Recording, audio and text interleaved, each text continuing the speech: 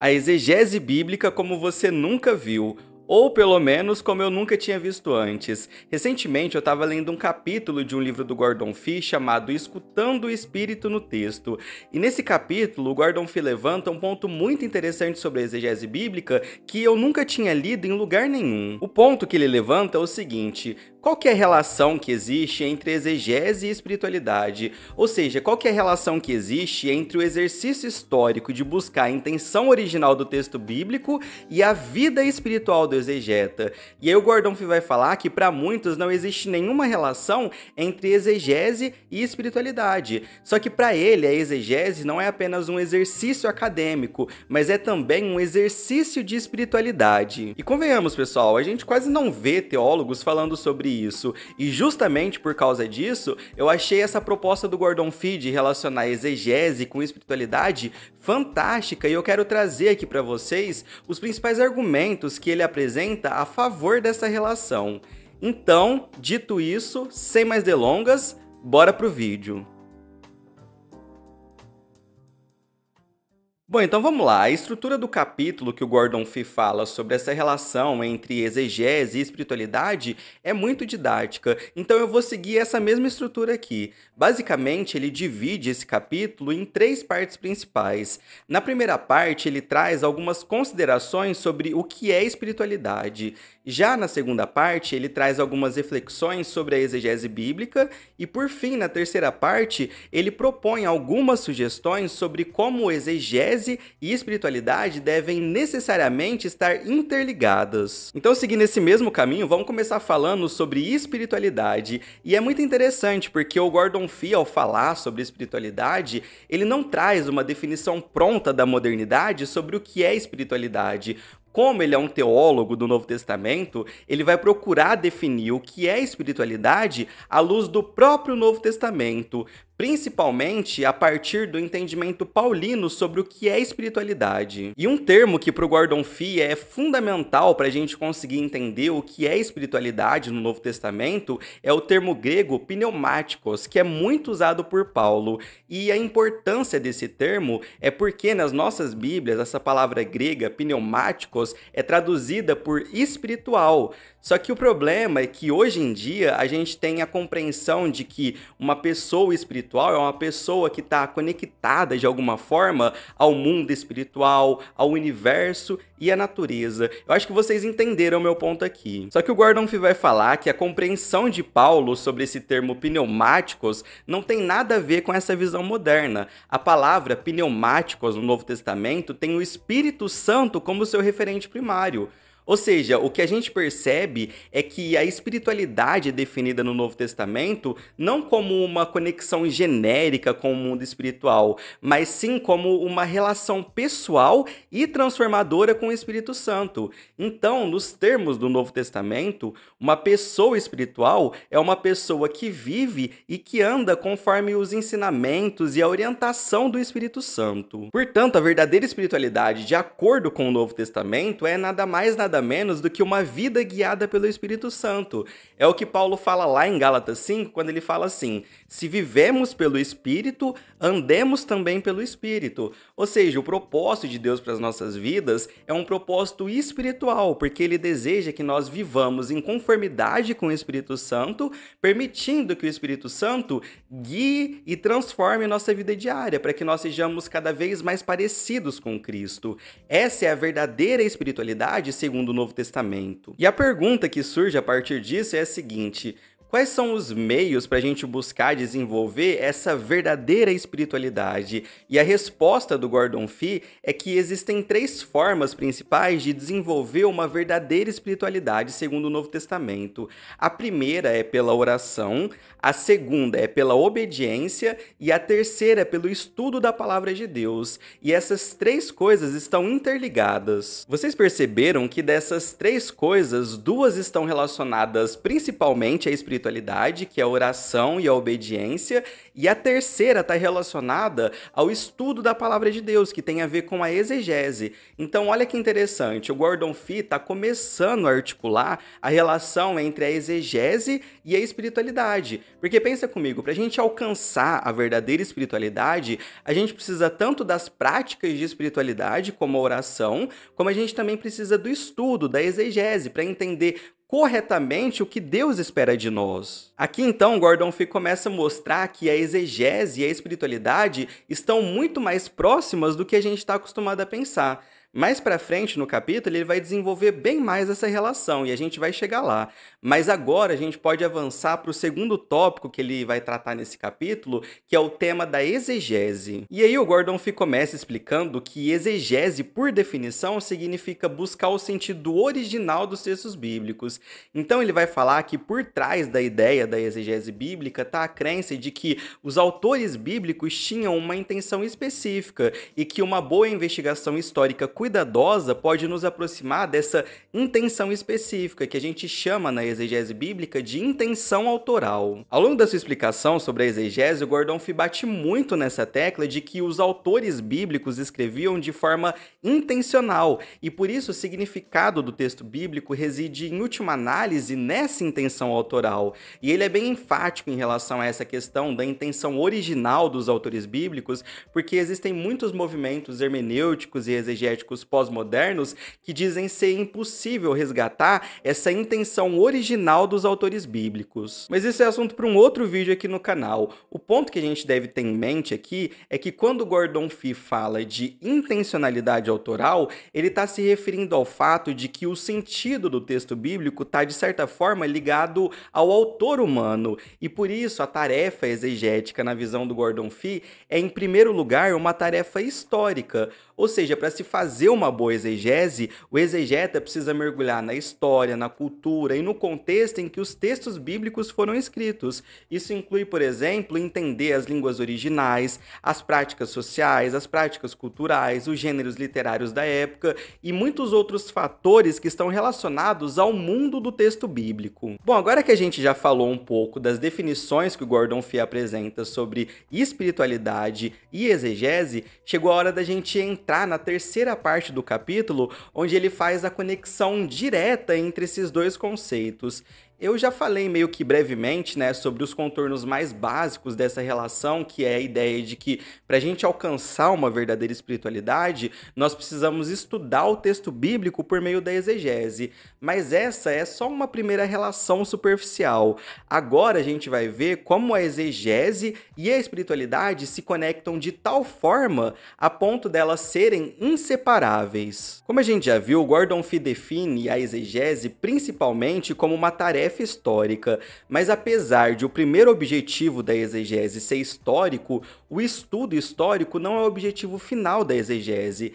Para ele, o objetivo final da exegese é espiritual. Isso quer dizer que o objetivo final da exegese é fazer com que tanto o exegeta como as pessoas que se beneficiam dos textos produzidos pelo exegeta sejam impulsionados a viver uma vida guiada pelo Espírito Santo. E essa distinção que o Gordon Fee faz entre o objetivo histórico e o objetivo espiritual da exegese pode gerar a falsa ideia de que esses dois objetivos estão separados. Mas não é isso. Na verdade, o Gordon Fee vai argumentar que a intenção espiritual do texto bíblico é parte integral da intenção original dos autores bíblicos. Ou seja, quando a gente busca entender o contexto histórico e a intenção original do autor bíblico por meio da exegese, a gente também já está automaticamente descobrindo a mensagem espiritual do texto bíblico, porque a mensagem espiritual do texto bíblico está inevitavelmente ligada à intenção do autor bíblico. Vocês conseguiram pegar o raciocínio dele aqui? Ele está argumentando que não tem como separar a exegese histórica da espiritualidade, porque os próprios textos bíblicos foram escritos com a intenção de nos guiar espiritualmente. Essa sacada do Gordon Fee de entender que a espiritualidade é um elemento intrínseco à própria intenção comunicativa dos autores bíblicos é simplesmente sensacional. Por isso, isso que o objetivo histórico e o objetivo espiritual da exegese estão numa relação harmônica e um depende do outro, porque o estudo histórico do texto bíblico certamente vai conduzir o exegeta ao sentido espiritual do texto bíblico, porque o sentido espiritual do texto bíblico é parte integral da intenção original do autor bíblico. Então, Gordon Fee vai falar que quando a gente faz exegese sem considerar essa intenção espiritual do texto bíblico, na verdade, a gente está fazendo um péssimo exercício exegético, porque nós não estamos buscando entender o texto em seus próprios termos. E aí a gente acaba adotando uma abordagem seletiva que não captura a totalidade da mensagem que os autores bíblicos queriam transmitir. E aí nessa parte desse capítulo, Gordon Fee vai citar alguns exemplos das cartas de Paulo para ilustrar essa sua ideia de que uma exegese puramente histórica e descritiva que não leva em conta a intenção espiritual do texto é uma exegese muito pobre e muito incompleta. Vale muito a pena ler esse capítulo na íntegra e esse livro como um todo é muito bom também. Eu vou deixar o link desse livro aqui na descrição. Bom, seguindo aqui na continuidade desse capítulo, Gordon Fee de forma brilhante vai falar que a falha em entender como a exegese e a espiritualidade se relacionam e se entrelaçam é fatal e afeta tanto a academia teológica quanto a igreja. De um lado, ele critica muitos teólogos que excluem a dimensão espiritual do texto bíblico, tratando a interpretação e a exegese apenas como exercícios puramente históricos e descritivos, que a gente acabou de falar. E aí ele cita nominalmente o pessoal do método histórico-crítico como sendo uma ala representativa dos teólogos que excluem o elemento espiritual da exegese bíblica. Mas, por outro lado, ele também critica algumas abordagens de alguns líderes evangélicos que negligenciam o estudo histórico e crítico do texto bíblico, tratando a exegese como algo secundário ou como algo irrelevante para o desenvolvimento de uma vida espiritual saudável. Inclusive, ele chega a falar que dentro de algumas igrejas, o estudo da exegese é visto como algo que afasta os cristãos de uma vida piedosa. E por tudo que a gente falou até aqui, é muito claro que essas duas abordagens são problemáticas e elas devem ser rejeitadas, porque elas são incapazes de relacionar e de entender que exegese e espiritualidade andam de mãos dadas. Bom, dito isso, Gordon Fee vai encerrar esse capítulo tentando responder a seguinte pergunta: o que nós, enquanto exegetas, enquanto intérpretes da Bíblia, temos que fazer para que tanto o objetivo histórico como o objetivo espiritual da exegese sejam realizados e sejam percebidos como um exercício integrado e como um exercício único? E aí ele sugere algumas respostas a essa pergunta. A primeira resposta é que ele vai falar que a gente deve ter uma postura adequada diante de toda a Escritura. E que postura adequada é essa? O Gordon Fee vai falar que é a postura de se chegar até o texto bíblico com a convicção plena de que nós estamos diante da palavra de Deus. Portanto, nosso objetivo ao abordar o texto é ouvir Deus.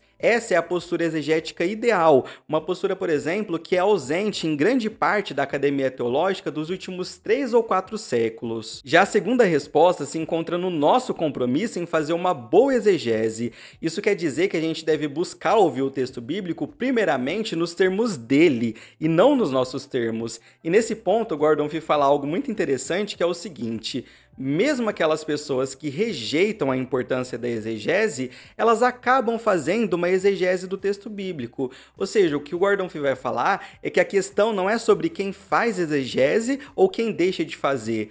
Todos fazem exegese, mesmo que não tenham consciência disso. Só que o ponto principal é sobre quem vai fazer uma boa exegese e quem vai fazer uma exegese ruim. E o Gordon Fee vai falar que a razão pela qual a gente tem que fazer uma boa exegese é exatamente pelo fato de que a gente está diante da palavra de Deus. Então, uma vez que a gente está diante da palavra de Deus e uma vez que nós devemos ser apaixonados por ouvir e por obedecer à palavra de Deus, obviamente que isso implica que nós também devemos ser apaixonados por entender o significado original e correto do texto bíblico, que é obtido por meio de uma boa exegese. E esse ponto que o Gordon Fee levanta, na minha opinião, é sensacional. O que ele está dizendo é que a nossa motivação para fazer uma boa exegese não deve ser para demonstrar erudição ou conhecimento técnico para impressionar os outros. A exegese não é sobre se envaidecer ou se orgulhar do nosso entendimento exegético exegético mais avançado da Bíblia. Pelo contrário, a verdadeira motivação para a exegese deve ser o desejo profundo de ouvir a voz de Deus de maneira correta. É a paixão por compreender e obedecer à palavra de Deus que deve nos impulsionar a buscar o significado genuíno do texto bíblico através de uma boa exegese. Então a gente pode sintetizar essas duas respostas do Gordon Fee sobre como nós podemos alimentar um relacionamento saudável entre exegese e espiritualidade em 3 pontos principais. O primeiro ponto: ter uma postura adequada diante do texto bíblico, que significa que a gente deve se achegar ao texto bíblico com a certeza de que ele é a palavra de Deus. Segundo ponto, a gente precisa fazer uma boa exegese do texto bíblico, ou seja, extrair o significado original dos textos bíblicos, o que inclui tanto entender as intenções históricas por trás daqueles textos, como também entender as intenções espirituais que os autores bíblicos imprimiram nos seus textos. E por fim, o terceiro ponto é que nós devemos fazer a exegese bíblica com as motivações corretas, que, como a gente viu, quer dizer que a nossa motivação principal em fazer a exegese bíblica deve ser o desejo de ouvir e obedecer à voz de Deus. Uma frase desse capítulo que me marcou muito foi quando Gordon Fee diz que o primeiro lugar em que a exegese e a espiritualidade se encontram é na alma do exegeta. E aí ele segue falando que se o texto bíblico não se agarrar e não se apoderar totalmente da alma do exegeta, o texto bíblico não vai fazer tanta diferença nem na vida desse exegeta, muito menos na vida daquelas pessoas que ouvem esse exegeta. Por isso, Gordon Fee vai falar que para ser um bom exegeta e, consequentemente, um bom teólogo, é preciso conhecer a plenitude do Espírito Santo. Isso inclui uma vida de oração, de devoção e de obediência a Deus. É o Espírito Santo que nos capacita e que nos dá os meios necessários para que a gente seja capaz de entender as intenções comunicativas dos autores bíblicos. E aí o Gordon Fee vai falar que uma boa exegese começa com o Espírito Santo e termina com o Espírito Santo. E eu confesso que esse capítulo do Gordon Fee me impactou profundamente no sentido de me impulsionar a fazer uma autoanálise mesmo, sabe? Será que eu tenho dado a devida atenção à conexão existente entre a exegese e a minha própria espiritualidade? Será que no meu processo de construção teológico eu tenho conseguido um equilíbrio entre uma abordagem intelectualmente sólida, mas também uma abordagem espiritualmente robusta? E a minha conclusão é que eu tenho muito a melhorar, então eu também te convido a fazer essa autoanálise. Eu acho que pra gente que gosta de estudar teologia, existe sempre esse perigo de crescermos intelectualmente e meio que paradoxalmente a nossa espiritualidade vai se retraindo, vai se diminuindo.